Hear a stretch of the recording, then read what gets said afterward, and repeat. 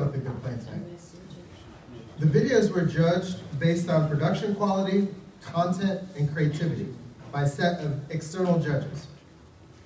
Our judges were Phil Garcia, Vice President of Public Affairs of the university, Dr. Andrea Walters, a professor in the economics department, Joshua Sandoval, who is a cinematographer and director of Visionari films. We'd like to thank them for their time in evaluating each of your short films. To start our program, we'll screen each film and then the prizes will follow at the end, and we'll do it in the method that we talked about before. So we'll tell you third place, second place, we'll tell you the honorable mentions, and then we'll tell you audience winner and the grand prize. So we're going to now start the screening of the films. Our first contestant is Joseph Crenshaw, who's currently a part of the IMET program here at Sac State in the College of Education. He picked up the skill of filmmaking and editing and video 8 years ago. Since then, he's helped many organizations with projects that have brought visibility to their causes. Joe's passionate not just about completing projects, but also empowering others with the skills he has through teaching and what he's learned. Joe had the opportunity to create a video of Dr. Robert Wasmer, who is a professor in the public policy program, which is the interdisciplinary partner for the College of Education. So without further ado, Dr. Rob Wasmer.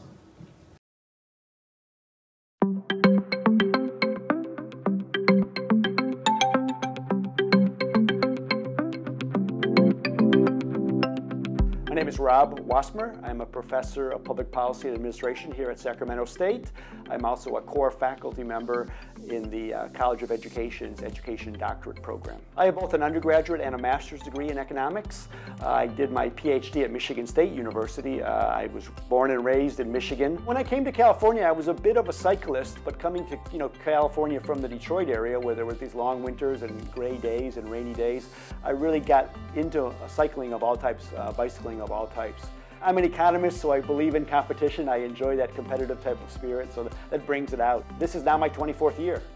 I've been teaching the public policy and administration program. One thing I've adopted for my public policy students is this method called the 8-step path to policy analysis, and have students take an entire day where they chose 2 higher education issues and 2 K-12 issues. So that was fascinating, have an entire day of that. Students pick out their own alternatives. They lay out this method of approaching it in a rational way, make a presentation to themselves and to an audience, and then we brought some people in from the community to actually hear their presentations and then to react to those presentations. I've had a very specific line of research in education, both in K-12 and community college. Done a lot of work on these API scores, the Academic Performance Index scores, trying to understand why some schools are doing very well in them, some aren't doing so well in them.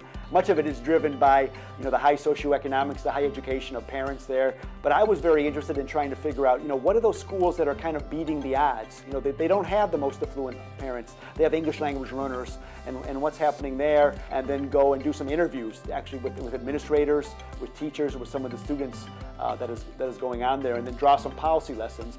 On the community college side, I've also been looking at data on these cohort of students that started community college as first-time freshmen begin at community college, then what percentage of them are successful?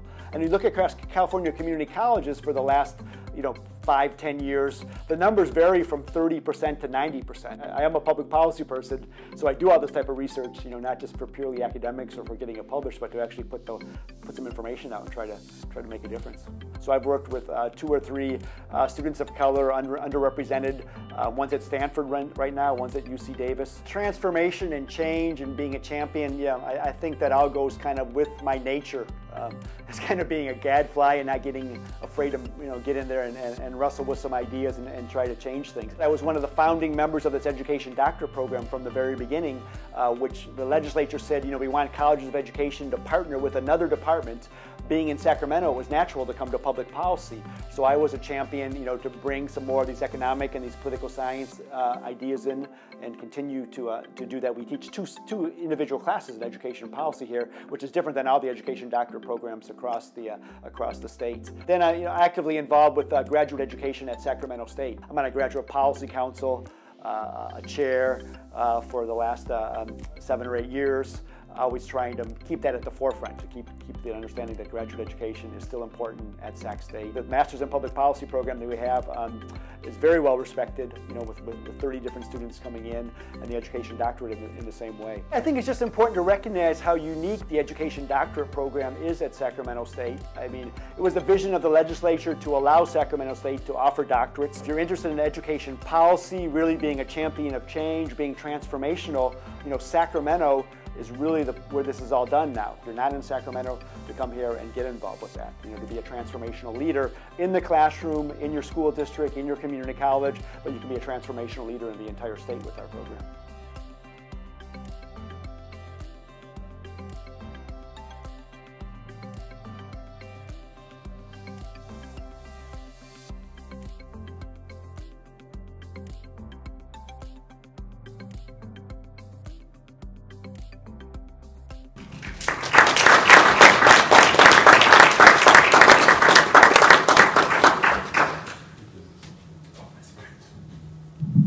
Script with me on that.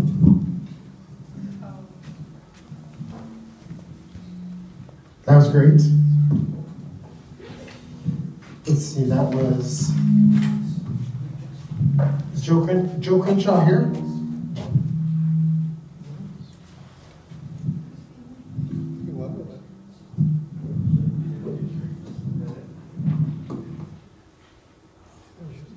Is anyone hard of hearing and need me to use the mic?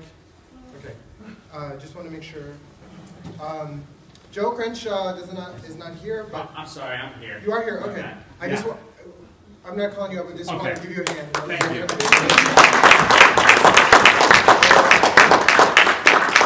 Great. Our second contestant is Al Foreman, who is an educator, journalist from the Oakland Bay area, now living in Sacramento. He has instructed and challenged the minds of learners in a wide range of education positions through his media projects like thesis studies, multimedia depictions, and films. An initiative taking energetic and hardworking classroom leader. Al attributes his love for multimedia creation to his passion for developing educational lenses for the public and helping kids think outside the box. Mr. Foreman has also created and supported student staff podcasts, news broadcasts, commercials, and he's participated in fundraisers for student-centered activities and outreach. He holds a master's in communication studies, a bachelor's in communication and media production, and is a veteran of the United States Army Reserve. Al had the opportunity to work with Dr. Frank Lilly. Al? And Frank Lilly.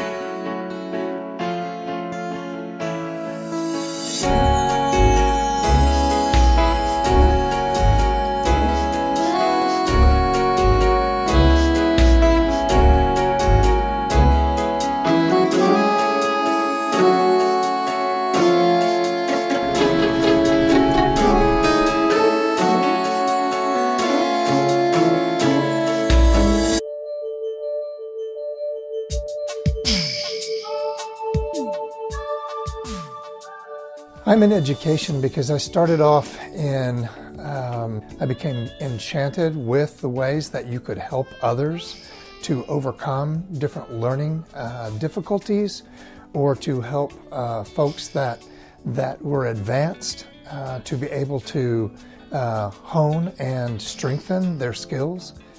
ACE is an acronym for Accelerated College Entrance, and it is a dual enrollment program here with Sacramento State. And what that means is I work with around 70 schools, high schools.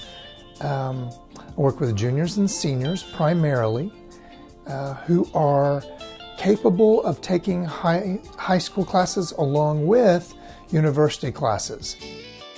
I think the biggest thing is college readiness and just getting prepared for the college life after high school. And with that, it's a lot with productivity. Sac State, you get that 4-year feel, and it's a different type of experience with a 4-year. With ACE program, there's more classes and there's just different opportunities that you can get that you don't get on a regular high school level. So I think with this opportunity, it's just a once-in-a-lifetime type thing. Yeah. Oftentimes the courses that are offered through ACE are courses that meet both the requirement for their high school and for university.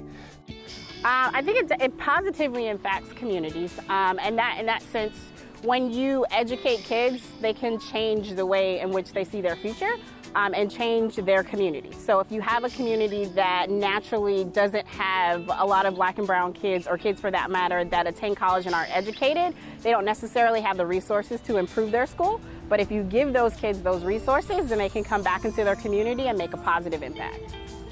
The most impactful benefit is that they get rid of 2 years of college while they're in high school. So as they transfer, they take upper division classes. The other benefit, like I said, is just getting kids already acclimated to the rigor in college so that they're better prepared to do well. Also, research shows that if any kid, regardless of where they go to school, if they take at least 6 college credits, they are college and career ready.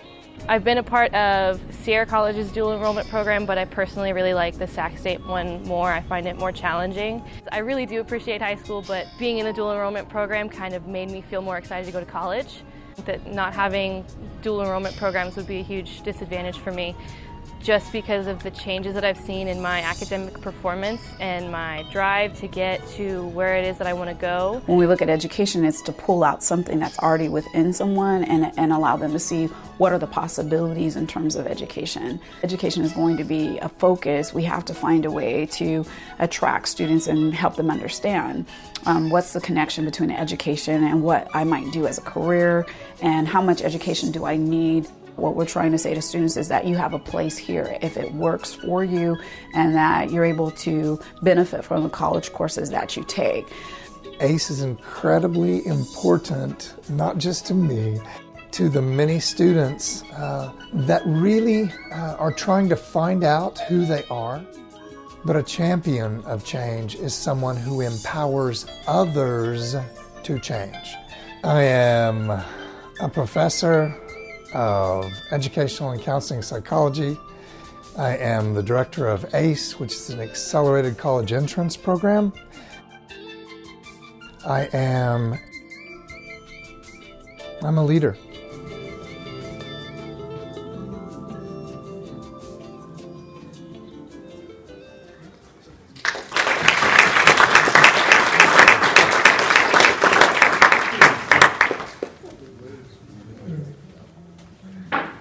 Thank you, Dr. Frank Lilly, affiliate faculty member of the Doctorate in Educational Leadership, and Al Foreman. Thank you so much. Now, our third contestant is Alex Gerardo Gutierrez, he's a sophomore business student. Is he here? There he is. All right. In high school, he saw that senior classes before his own were making a, quote, year wrap-up, and decided that he would try to impact that. The summer after, he started projects that would later lead to the making of his own film brand called Gerardo Films. Alex had the opportunity to work with Dr. Frank Adamson, who is our newest faculty member. Dr. Adamson? Thank you. So without further ado, Alex Gutierrez and his film about Dr. Frank Adamson.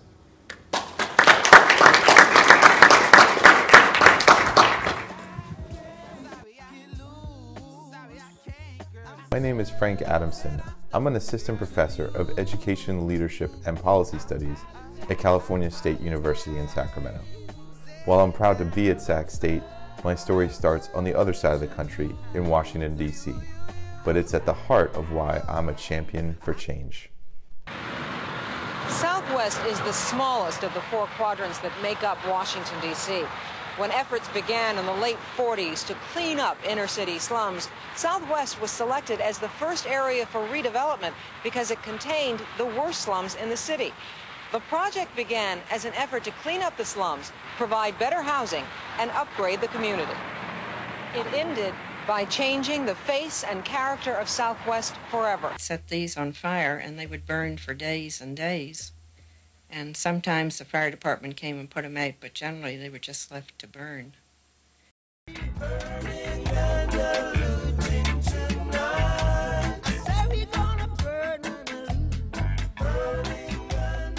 I grew up in a part of DC where middle-class housing was put next to public housing in an attempt to connect those communities. But no one really talked about the fact that so many communities were displaced before I was born and before I moved in.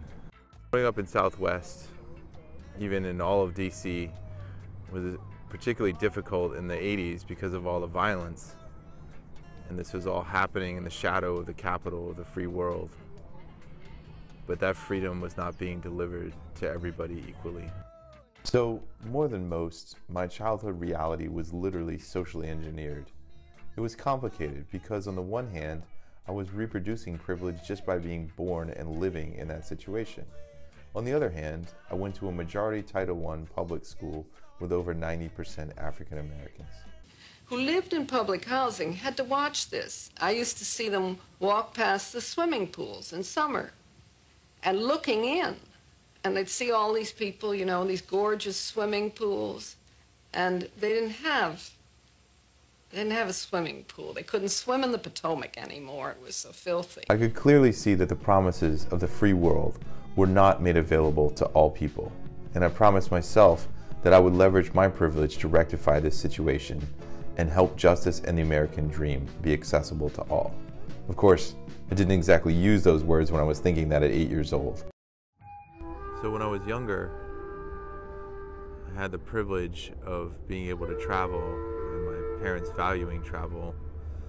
And I realized that the freedom that was lacking in the United States was also lacking in other places around the world.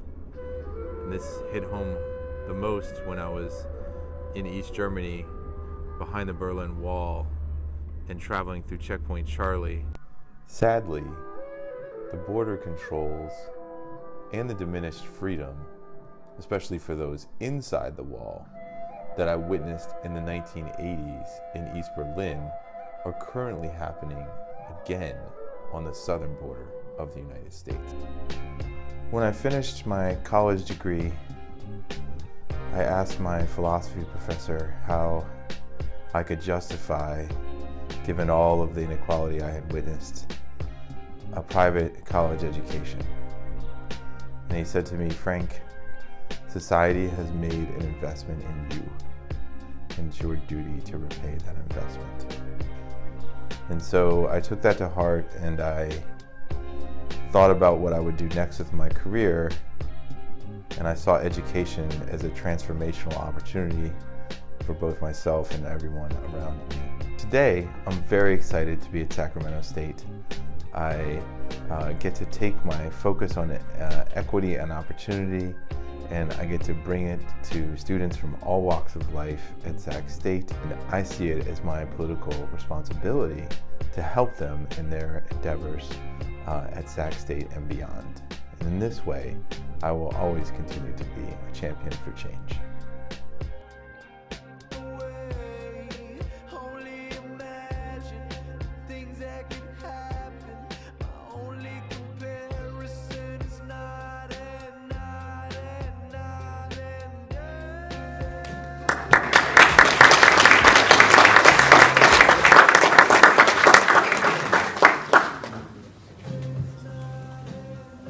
Wow. you these turned out well, didn't they? I mean, telling the stories of the professors and how they became who they are today and the impact that they're having on the world, it's quite spectacular. So let's now move to our fourth contestant. Eric Mallory is a student at Sacramento City College. Is he here today? There he is in the back. Cool, welcome. He's an artist, a musician, a photographer. He says he's fairly new to video, but has the tools. He can shoot in 1080p and has a suite of professional microphones, preamp, and editing software. That's what it says here. As well as the drive and ability to effectively tell a story. He mentioned that after looking through last year's entries, he believed he could make a valuable contribution to the Champions of Change competition. Eric had the opportunity to work with former president of Sacramento State University, Alex Gonzalez, who is now a member of the Doctorate in Educational Leadership faculty. So without further ado, Dr. Alexander Gonzalez.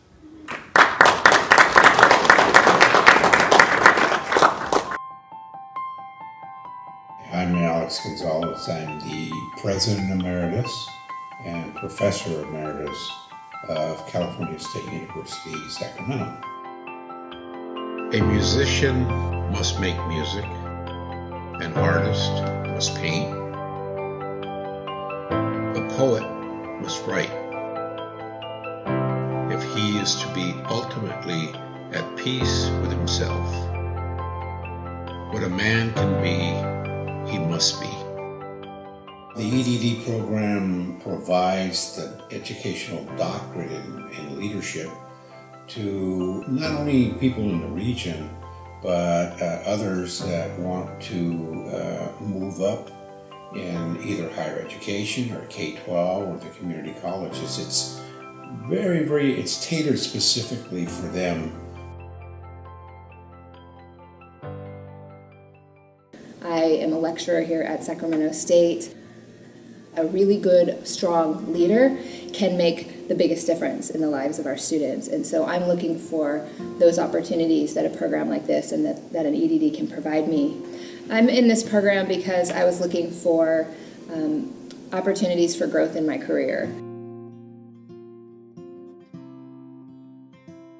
You know, I've been a part of this educational landscape for 20 years. I've got a master's degree in curriculum instruction, and I think at some point I just said, hey, you know what, I'm really fascinated by the industry and some of the policy and politics that are in the industry, especially in the reform movement right now. And so I thought, gosh, let's dive into Sac State and really go, you know, neck deep into the field. What I try to focus on the course is, again, the applied approach versus strictly the theoretical. What I try to do is get students engaged and really think about communication in a systematic and structured kind of way. What are the kinds of messages that you want to give? And how do you send them out? And how do you know you're doing that effectively? If you don't have the requisite skills to be a leader, and communication being one of those skills, you're not going to be successful. There's crises every day, communication crises. How do you deal with it? If you just throw up your hands and say, well, I can't do it, I mean, and you can find examples every day of that. When you're in a leadership role, it's going to happen. And people are constantly evaluating you. You have to know how to communicate, and you have to know who your audience is, basically the communities you work with. The class that I teach is to develop some perspective and skills and understanding of the role that communication really plays in leadership.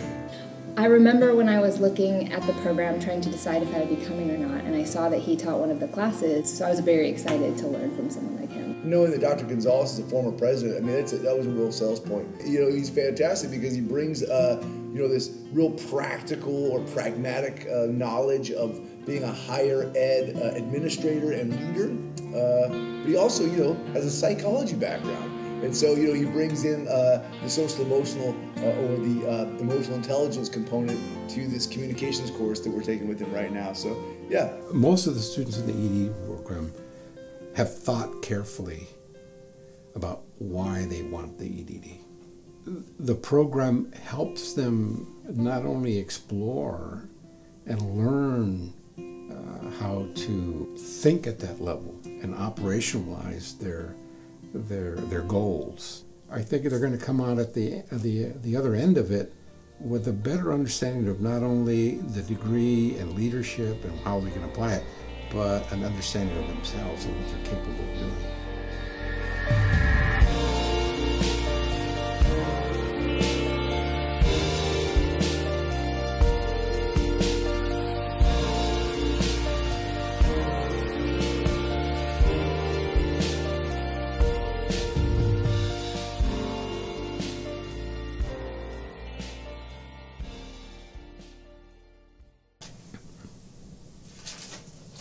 What else you got for me?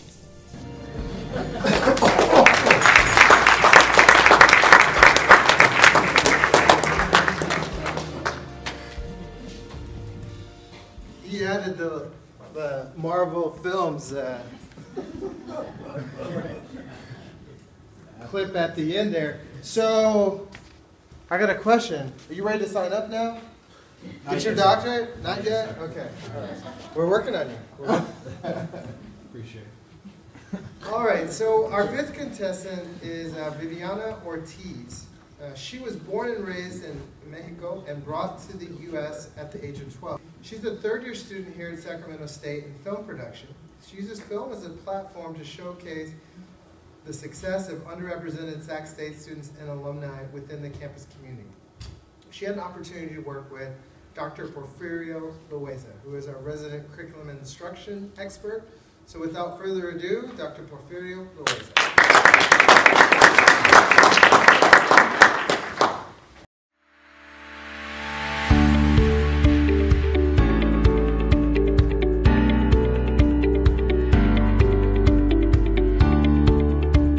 My name is Porfirio Loaiza, and I'm a professor here in the College of Education.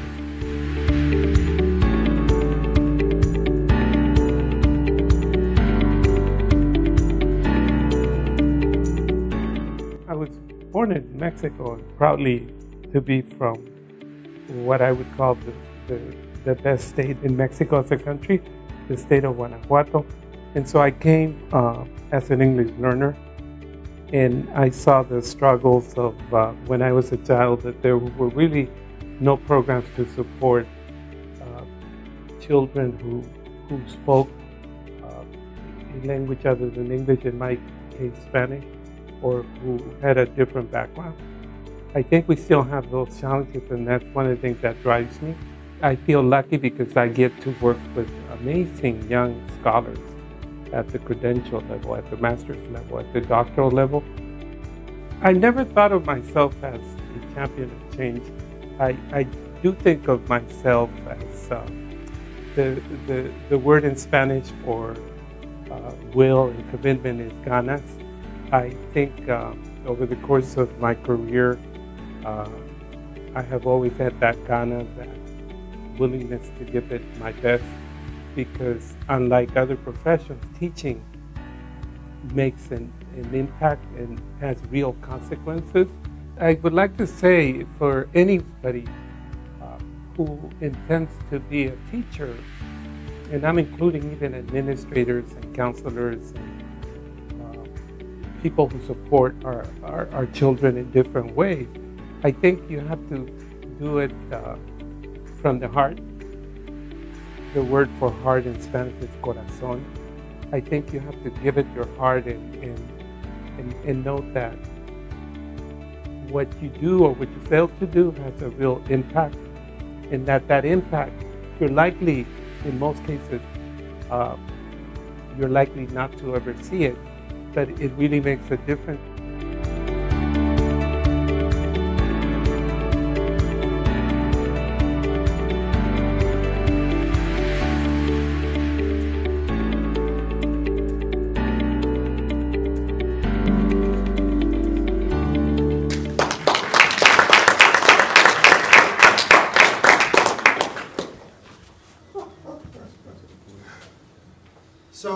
3 more films left. Then we'll start to give out the hardware, the cash, the money. Then we're going to check back with him and see if he's ready to get his doctorate. So our 6th contestant, oh, and I have not had coaching on this name. Kyoto? Did I get that right? Kiata. That's how I said it in my mind, but it didn't come out. So our 4th-year communications major here at Sac State, he makes films as a hobby. He's made many documentaries and won awards for his films back when he was in high school. So he's taken home the hardware before. He loves making videos and being creative with his video making. He had the opportunity to work with Dr. Edward Lasher, who is on our faculty and is currently Dean of SSIS, which is the social science college here on campus. So without further ado, Dean Edward Lasher.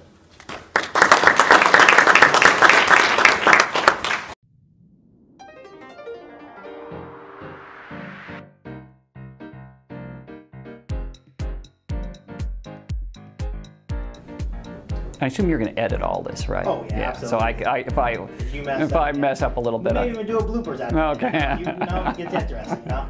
Okay, describe Dr. Lasher in 2 words. In 2 words? Oh man, I'd say intelligent and engaging.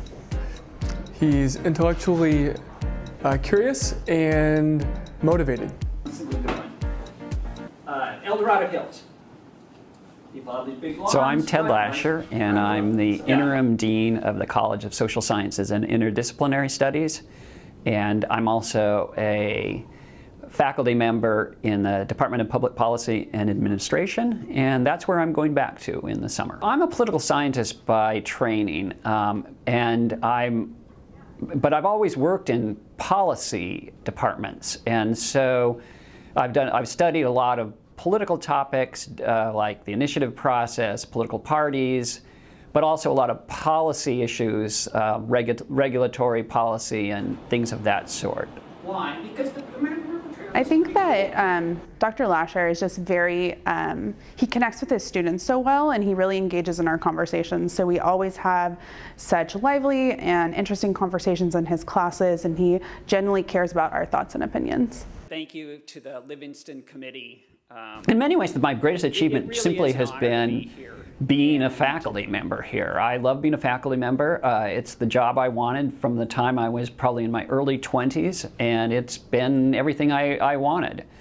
If I were to get into more specific things, I'm very proud of winning the Livingston Award a few years ago. That was an indication that people valued the various things that I've done on campus in terms of both research and service and teaching. I think what separates Dr. Lasher as a teacher is that he really challenges his students to push themselves to thinking about issues differently, to really trying to connect the dots and kind of take a more global view of what's going on. I think I'm very fortunate to teach in a department that really is focused on practical things. I could teach in a political science department because I'm a political scientist by training, but I'm in an applied department where the goal is to teach people skills and abilities and perspectives that will allow them to do better for themselves and make a difference. By being an active researcher and an applied researcher, I have the ability to distinguish sometimes between reforms or changes that would actually make things better, that would actually, say, be more likely to lead to good policy choices, and ones that really probably aren't likely to do that. We actually had a student a few years ago. I think Dr. Lasher is a champion of change because he's really stepped into a lot of roles that he wasn't intended to be in originally and made the best of them. He's really helped develop our program and strengthen our program, as well as bring in students and faculty who are very interesting and contribute a lot to our program as well. I think he's really dedicated to teaching, and I think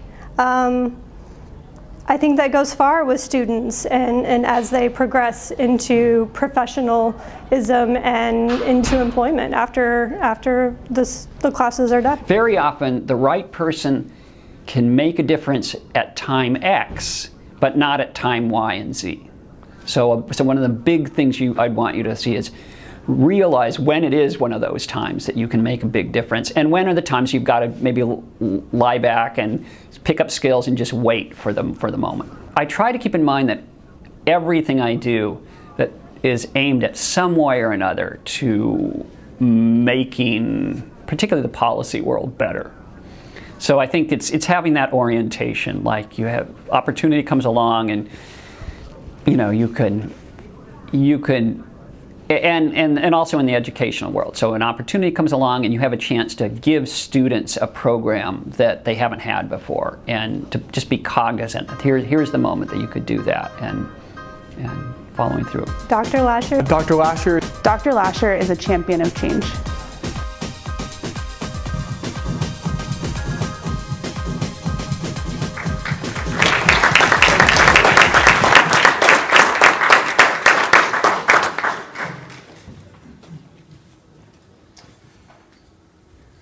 Two left, and I'm going to start handing out money. Our seventh contestant is Jessica Walker. She's a digital media expert with a proven track record of helping experts build a strong digital presence across a number of social media platforms. She recently leveraged her formula for an international speaker client that increased the reputation and created a deeper connection to her target market. She has taken her expertise into the world of film and short media experience. Jessica, are you here? There she is. All right. I don't do this a lot, so.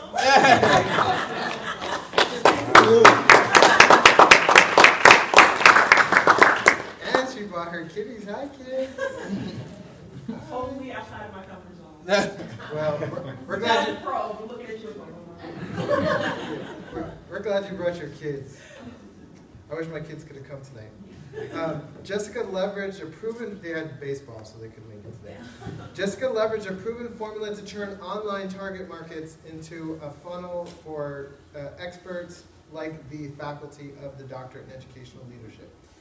She features Dr. Stephen Brock, who is one of our most published faculty members and joined our faculty last year. He is in the school psychology program. I got that right, didn't I? And whenever I go somewhere and I meet folks that are in school psych, I say, do you know Dr. Brock? And they always inevitably say, I know of him. So without further ado, Dr. Brock.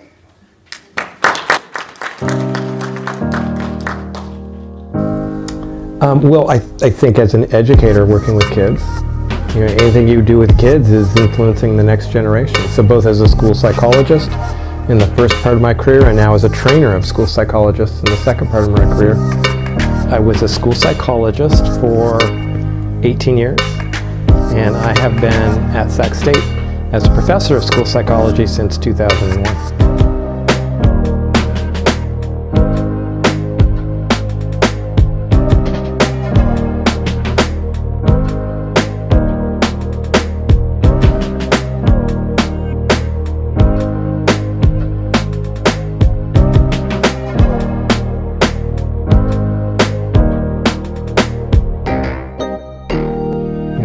Directly affecting the next generation. So I like to think it has a pretty significant effect.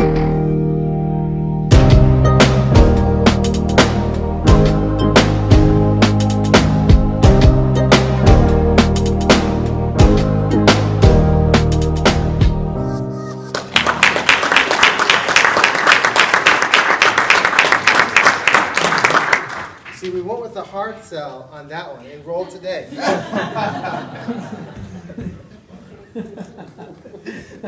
So we just have one more film left. We're glad that everyone has taken time out of their Friday to come hang out with us, hear the stories of the people that are training. Tuesday. Oh, what did I say? Friday.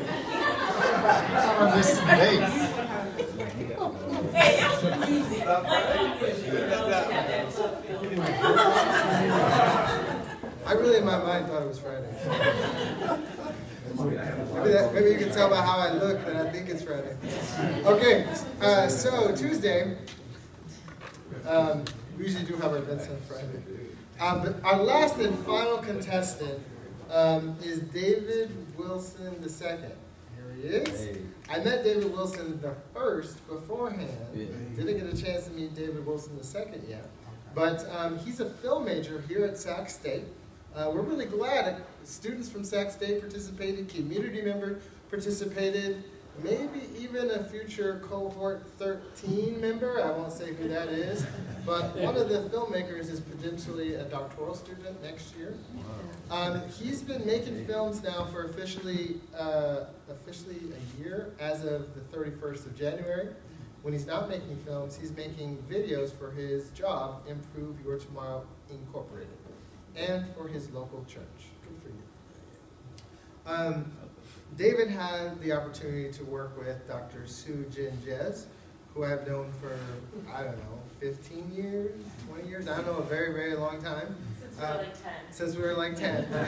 So without further ado, and you're going to love this one because it features Dr. Jez's dad. So without further ado, Dr. Sue Jin Jez.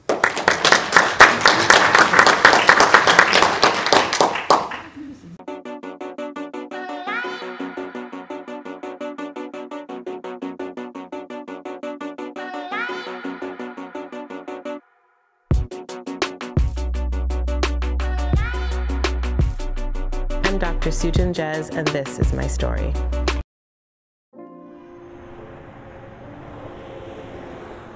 Why I became interested in this work probably goes back to who I am as a person. And that was long before I knew that there were jobs as professors and researchers. Even as a child, I would hear stories from my parents about my passion for what I now know is equity and social justice, but when I was younger, just what I thought was fair, and our obligation to help people, even people you didn't know. I'm quite proud of Sue Jin, and the family, everybody's proud of Sue Jin. And her accomplishments, right? When she was young, she always knew she was going to be in education. And I mean, when she's quite young, she decided that she wanted to start her own private school because she's seen things in school that she wanted to change. My interest in just solving problems. As a kid, I loved reading mystery books because there was something that happened and you had to solve it and figure it out. As a kid, for my youth softball team, we needed sponsors for like new equipment or snacks or whatever. And my mom said she would come home and I would have the phone book out just calling local businesses, asking them to donate money. And so she would come home once again and I'd tell her, I need you to drive me to Nation's hamburger place because they're donating $20 for my softball team. So I saw problems and I just tried to figure out how can we solve those. I think that my interest in serving my community and serving the public combined with my interest in solving problems led me to being a professor of public policy and administration. I think she's really impactful as an instructor. She, unlike other instructors who are really just there to try and push information into you, she's always someone who's like, okay, what information do you guys want to know? She's always super open to feedback. She's always asking, did you guys understand that? Do you guys need more clarity? Are there issues with what I was presenting? And I think that's wonderful because it shows not only is she helping students grow into being more successful and more impactful in what they're learning, but it's also showing that she's willing to grow as an instructor. I really appreciate the community that Sue Jin has built in our class and within my cohort. She has really allowed for herself to be very approachable and for us to kind of be able to challenge different ideas, learn from each other, learn about ourselves, and learn more about the reality of the world and how we can use tools from her class to make the world a better place, which is what we're all here to do. My hope is that we have better leadership, whether that's in schools or state government, local government. in our homes, our personal lives, is that we have people that can make better decisions, that can lead better, that can manage better. And that's my real goal. I think that much of this is going to take not just the technical skills, the knowledge of the right tools, but a shift in the way that we approach and think about things. The culture of the work that we do will change. That's my real hope. When I'm done, when I've retired, and maybe at my retirement party and my students come around, or other public leaders that I've worked with come around, I think what would make me happiest and feel like I did my job well is for them to say, Dr. Jez helped me think about things in a new way and understand things that I wouldn't have been able to understand before. And because of that, I'm better able to serve my community.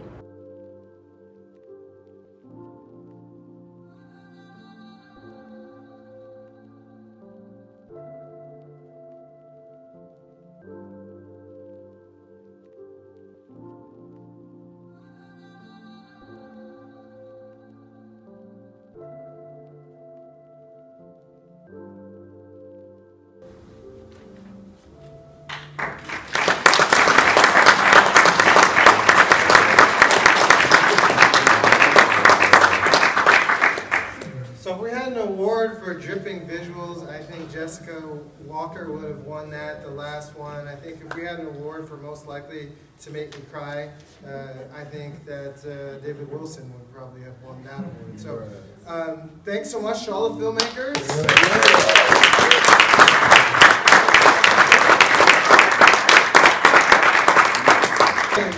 Julian, please stop talking. Fan favorite, we'll start there. This year we're introducing a new exciting feature. One of the goals for those of you that are social media savvy is really we want to be able to tell these stories in social media. So as a part of the promotional work we did for this, we put this out on social media for a vote. So it's an exciting new feature called the Fan Favorite. This is a selection in addition to first, second, third, and honorable mention. Since the contest judges selected the winner of the cash prizes in advance of this screening, we allowed community members and the general public, to screen the videos and vote on their favorite video. How many of you had a chance to vote online for audience favorite? Any of you? About half of you, okay. I myself voted for, because for whatever reason my staff didn't make me a judge this year. We're going to have to talk about that. And so we had, oh wait, because I was a contestant. I was theoretically going to be a contestant. Yeah. So we had a vote of, we had a total of 271 votes in this contest. So that's really great engagement. We put it all over social media. And so without further ado, the winner of the fan favorite with 39.5% of the vote is David Wilson II.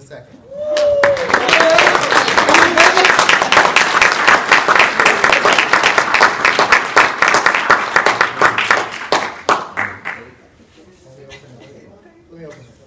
Sorry. Where's the check?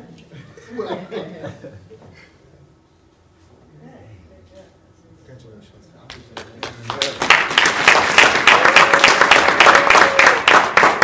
Okay, so our third place winner, Kyoto Quinley.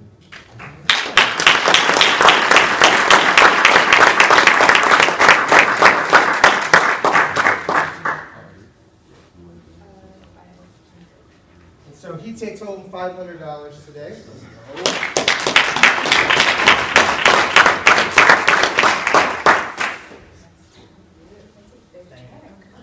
That's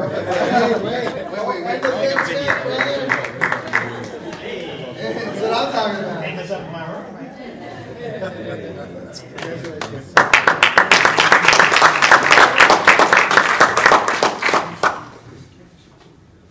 The second place winner, Joe Crenshaw, featuring Robert Wassman.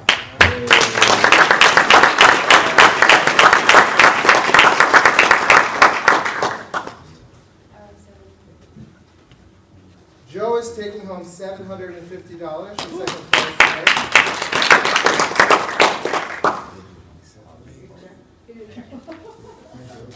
Oh, and the big check? Oh, yeah. I've always wanted one of these, so. Good job.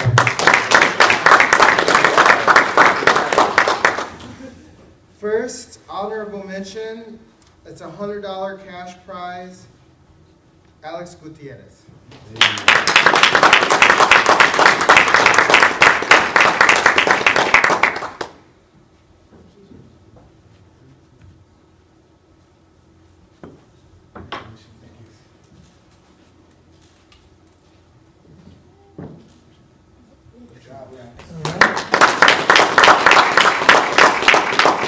I really like the old school filter on Alex's film. That was pretty sweet. Next honorable mention, Eric Mallory.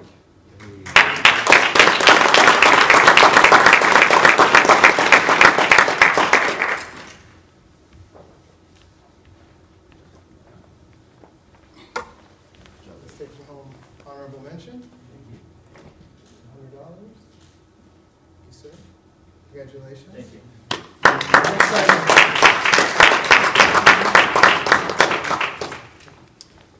Next honorable mention is Al Foreman.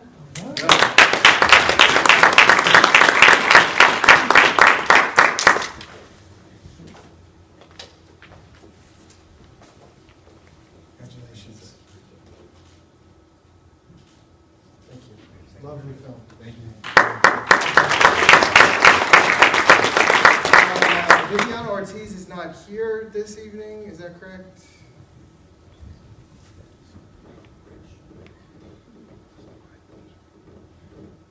You guys want me to tell you something? Oh. La La Land. No, I'm just kidding. The last honorable mention, which will automatically tell you who's taking home the $1,500 today, is Jessica Walker. Honorable mention, I'm sorry. Oh, but that by default tells us who won. Oh yeah, we already know who won. Yeah, your film was dope, dude. As soon as I saw that, I was like, well, dang.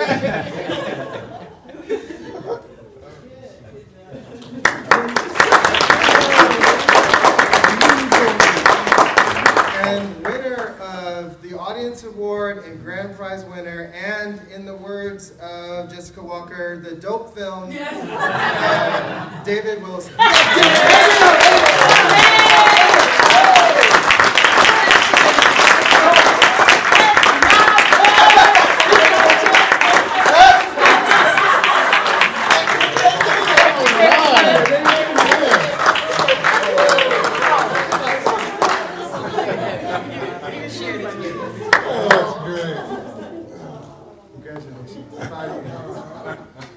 Here you go, sir. There you go.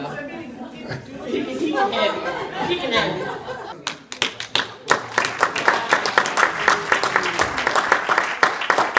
So thank you to everyone for coming.